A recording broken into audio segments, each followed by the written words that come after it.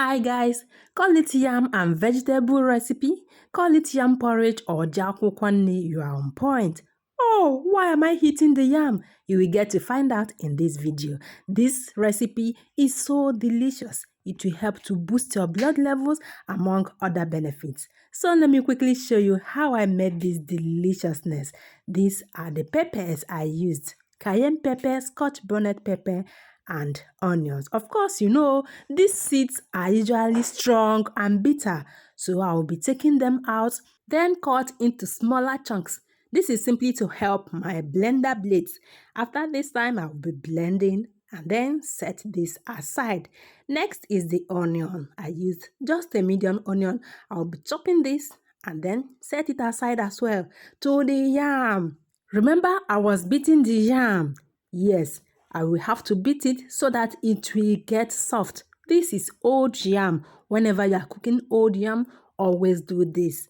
Even if it is strong, it will be soft and easier to cook. I will beat it for some time, then I will cut the yam into smaller chunks. So guys, do you cut your yam from the head or from the tail? I would like to know in the comment section below. Growing up, I was told that you will cut yam from the head and never the tail. In this video, I'll be using the tail. Pardon me if this still exists. So I'll be cutting this into smaller chunks. Of course, you know, you will have to get rid of the back and then cut into smaller chunks. If you're a proponent of cutting yam from the head, I'm sorry to disappoint you, but I will be using this. So I'll be washing this and set aside. This is old yam. All the water in this yam have dried up. That was why I had to beat it. Then I will set this aside. To my pot now, I'll be using 2 cooking spoons of palm oil.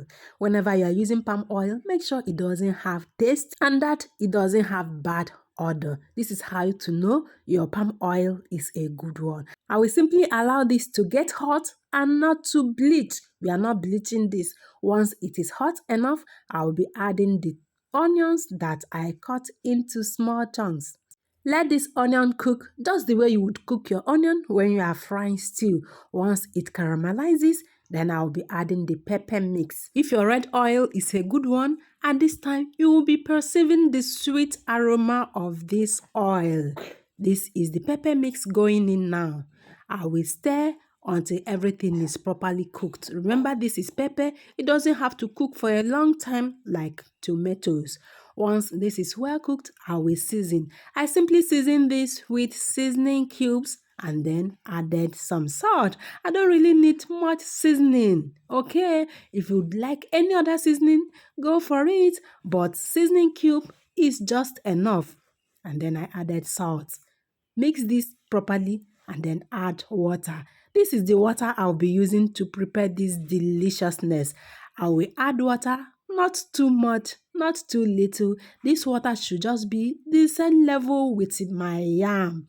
Add the yam gradually. This is one benefit of getting all your ingredients ready before you start cooking. Can you see how I just added the yam? I don't have to start peeling the yam when it is ready to start cooking, okay? I will simply add the yam and then cover. Look at the yam and the water. They are almost the same level.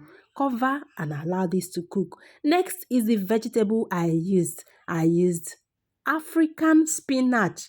The Igbos call this akwukwo. The Yorubas call it efotete. The Hausas call this alefu. What do you call this vegetable in your local language? I would like to know in the comment section below.